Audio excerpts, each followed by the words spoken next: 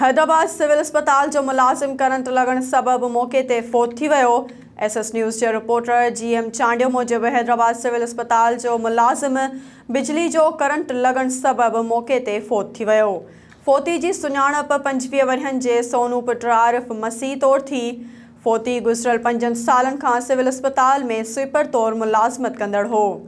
Photo जे भाउ पतर समी चयो त हलंदड़ तेज़ बरसात में भाउ खे सिविल अस्पताल इंतज़ामिया तरफ़ां ज़बरदस्ती अस्पताल जी छित ते चाढ़े छित जो पानी कढण लाइ चयो वियो। हू चढ़ियो त बिजली जो करंट लगण सबब मौके ते ई फोत थी वियो। फोती जी अमड़ ॿुधायो त सोनू जे 4 साल अॻु शादी थी हुई, जंहिंमां हुन खे 1 साल जी न्याणी हुई। वारसन फोती जो लाश सिविल अस्पताल जे MS ऑफिस अॻियां रखी एहतजाजी मुज़ाहिरो कयो।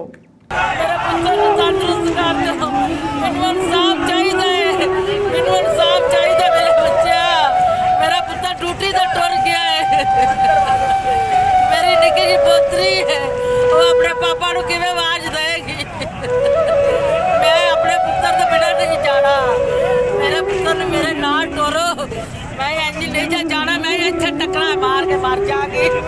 मैं ले जाना मेरा उत्ते पुत्र तड़फदा रहा है। किसी की हिम्मत नहीं पई जाके पता करा कि ओदे बच्चे नहीं सन है। इन्ना पढ़ के बारिश में नचा दिता है। ओनू ओदे सट्टा सुट्टा वजे जिवें बिजली ने ओनू टेकिया, पता नहीं कितना